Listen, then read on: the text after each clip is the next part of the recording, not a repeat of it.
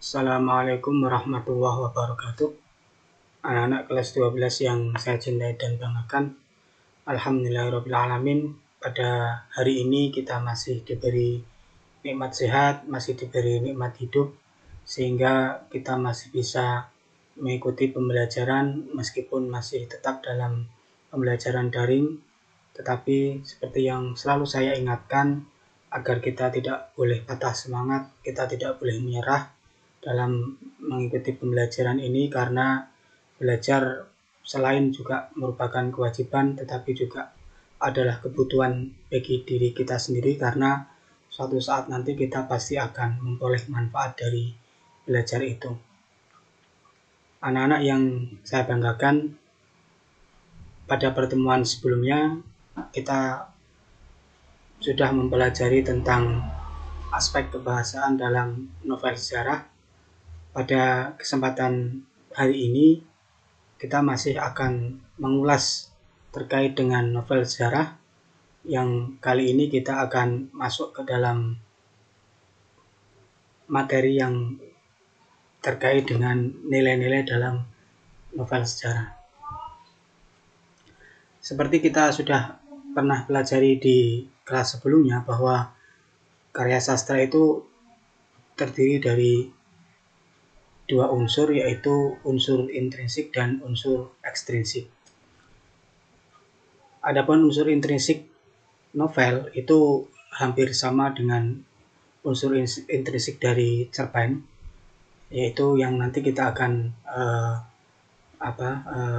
bicarakan, bahwa unsur intrinsik adalah unsur yang membangun suatu karya sastra dari dalam karya sastra itu sendiri. Unsur intrinsik novel sejarah tidak jauh berbeda dengan unsur intrinsik karya sastra lainnya seperti cerpen ataupun novel lainnya. Adapun unsur-unsur intrinsik dari novel sejarah adalah ada tema, amanat, latar atau setting, sudut pandang, tokoh dan penokohan, alur, serta gaya bahasa. Pada pembelajaran ini kita tidak akan mempelajari secara khusus unsur intrinsik novel, karena saya kira ini sudah pernah kalian pelajari pada materi-materi sebelumnya. Tetapi pada PowerPoint atau presentasi ini saya juga mengikut sertakan atau menyertakan materi tentang ini yang nanti bisa kalian pelajari sendiri. Pada pembelajaran ini kita akan lebih terfokus nanti pada unsur ekstrinsiknya, yaitu unsur yang membangun karya sastra di luar karya sastra itu. Ya, jadi kalau intrinsik itu di dalam, maka ekstrinsik itu di luar. Nah, adapun unsur-unsur ekstrinsik karya sastra antara lain adalah latar belakang kehidupan pengarang, situasi sosial dan politik yang terjadi saat karya sastra tersebut diciptakan, dan nilai-nilai kehidupan dalam karya sastra tersebut. Yang kita akan fokus adalah pada nilai-nilai dalam novel sejarah. Dalam sebuah karya sastra terkandung nilai-nilai kehidupan yang berlaku pada masyarakat di mana karya sastra tersebut diciptakan. Nilai-nilai tersebut menggambarkan norma, tradisi, aturan, dan kepercayaan yang dianut atau dilakukan pada suatu masyarakat. Adapun nilai-nilai tersebut adalah ada nilai moral, nilai sosial, nilai budaya atau tradisi, ada nilai religi atau agama. Yang pertama adalah nilai religi atau nilai agama, yaitu nilai-nilai yang berkaitan dengan kehidupan beragama. Contohnya adalah cara beribadah kepada Tuhan. Misalnya kalau orang Islam ya sholat, kalau orang Kristen ya ke gereja, orang Hindu ke pura, orang Konghucu ke kelenteng. Kemudian di cara beribadah juga ada bermacam-macam. Misalnya untuk orang Islam selain sholat kan ada puasa, zakat, haji, dan sebagainya. Mungkin di agama lain juga ada cara-cara beribadah yang lain yang kita mungkin tidak ketahui. Terus yang kedua adalah sistem kepercayaan, yaitu sistem kepercayaan itu misalnya kepercayaan kalau umat Islam kan percaya kepada Allah sebagai Tuhan yang Maha Esa. Kalau orang Kristen mungkin percaya kepada Yesus Kristus, pada Roh Kudus. Tetapi ada juga misalnya yang suku-suku yang masih mempertahankan kebudayaannya mereka percaya pada roh nenek moyang atau pada roh atau yang ada di misalnya di pohon-pohon besar dan sebagainya. Atau juga yang ketiga misalnya adalah cara pengurusan jenazah. Ini juga terkait dengan nilai agama. Misalnya kalau umat Islam kalau ada yang meninggal maka ya dikubur. Kemudian memakai kain kafan. Sedangkan kalau orang Hindu misalnya kita kenal ada upacara ngaben atau dibakar. Kemudian ada yang dilarung misalnya kalau orang Konghucu setelah dibakar maka abunya dilarung di laut misalnya seperti itu. Itu nilai agama. Kemudian yang kedua adalah nilai moral. Nilai moral adalah nilai yang berkaitan dengan sikap, perilaku, akhlak atau budi pekerti, baik itu yang terpuji maupun yang tercela. Jadi dalam novel itu pasti juga terkandung nilai-nilai yang berkaitan dengan moral. Misalnya ada nilai sikap berbakti pada orang tua, ada sikap jujur, ada sikap sabar. Ini nilai-nilai yang terpuji. Tapi ada juga yang nilai-nilai yang sebaliknya atau nilai yang tercela. Misalnya sikap malas, suka berbohong dan lain-lain. Ini nilai moral. Sedangkan yang ketiga adalah nilai sosial. Nilai sosial adalah nilai yang terkait dengan norma atau aturan dalam kehidupan bermasyarakat dan berhubungan dengan orang lain. Jadi misalnya contohnya adalah sikap saling memberi. Ini kan juga merupakan nilai-nilai yang biasanya terdapat dalam suatu masyarakat. Jika tetangga kita memberi sesuatu, ya kita nanti suatu saat juga akan memberi pada tetangga tersebut. Terus kemudian tenggang rasa itu ya saling menghargai, ya, atau juga saling menghormati pendapat. Ya, ini merupakan nilai sosial. Ya, nilai sosial itu nilai yang berkaitan dengan kehidupan bermasyarakat. Ada juga misalnya gotong royong, ya, kerjasama dan sebagainya. Itu, ya. Nah, nilai sosial ini biasanya juga menggambarkan bagaimana masyarakat tersebut berinteraksi. Misalnya kalau pada masyarakat Indonesia kita kenal sebagai masyarakat yang sosial, ya, masyarakat sosial yang kehidupannya tidak lepas dari kehidupan dengan orang lain. Ya, makanya dalam kehidupan masyarakat Indonesia kita banyak mengenal ada nilai-nilai tadi, gotong royong, kerjasama, misalnya kalau pada saat kesusahan, ya, dan sebagainya. Yang ini mungkin tidak kita temukan pada masyarakat yang lain, misalnya di negara barat di mana mereka kehidupannya sudah individualistik, ya, sehingga mereka tidak terlalu peduli dengan orang lain. Itu nilai-nilai yang bersifat sosial. Dan yang keempat adalah nilai budaya atau tradisi, yaitu nilai-nilai yang terkait dengan kebiasaan, tradisi yang berlaku dalam suatu masyarakat. Contohnya misalnya adalah adat istiadat.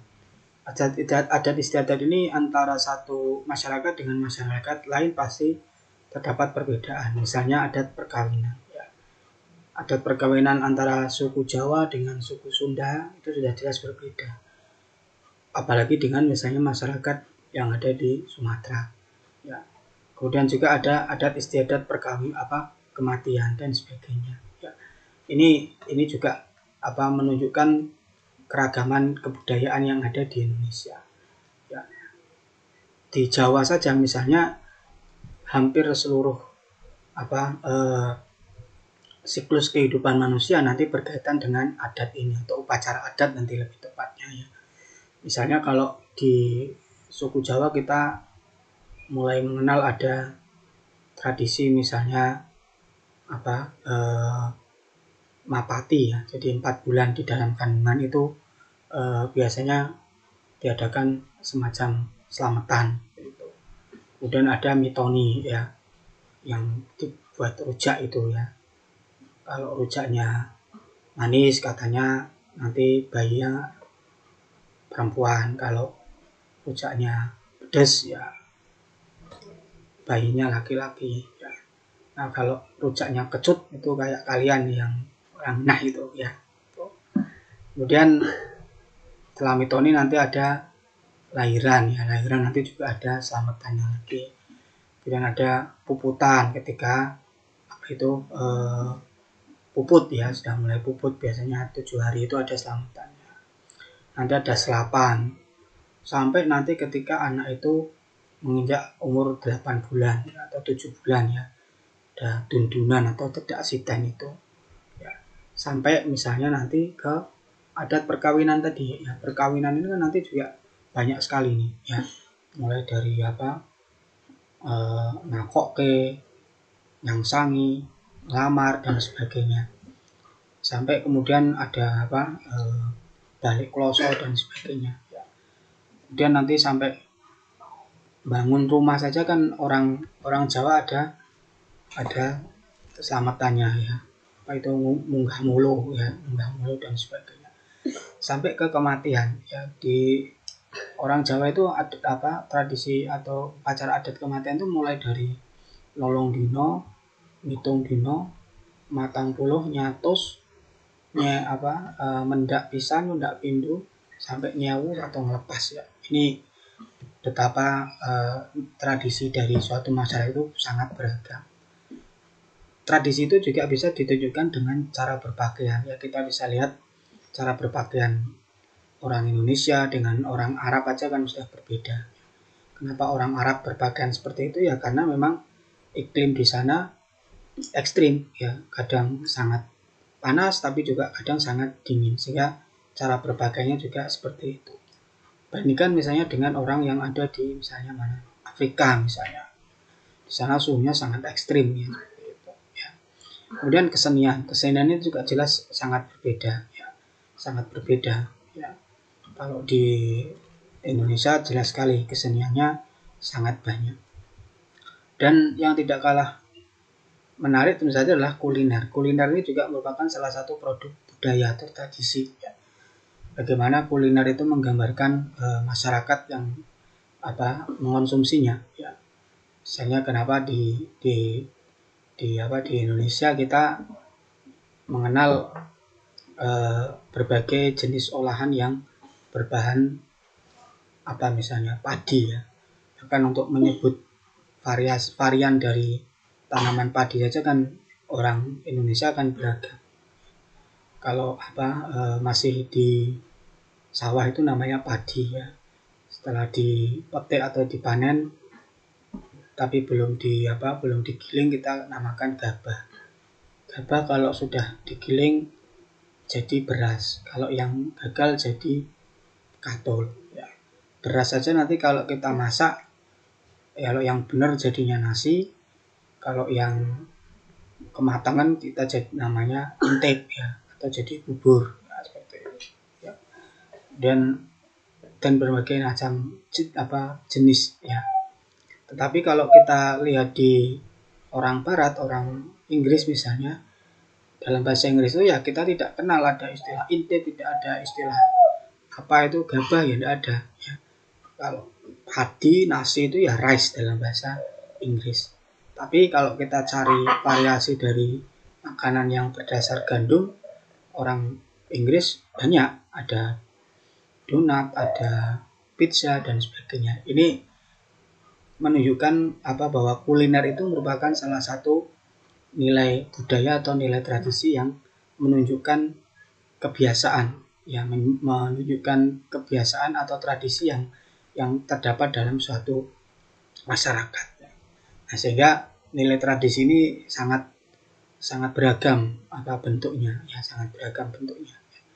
Itu oke, sampai di sini ada yang mau ditanyakan? Jika ada yang mau ditanyakan, silakan nanti bisa kalian tuliskan di kolom komentar atau juga bisa kalian WA kepada saya. Baik, untuk pertemuan pada kali ini saya cukupkan sampai di sini. Seperti biasa, ada tugas yang harus kalian kerjakan untuk mengukur pemahaman kalian terhadap materi yang telah saya sampaikan. Tetap semangat, jaga kesehatan, selalu pakai masker, cuci tangan dengan sabun secara rutin, dan menghindari kerumunan serta jaga jarak. Saya akhiri, terima kasih. Assalamualaikum warahmatullahi wabarakatuh.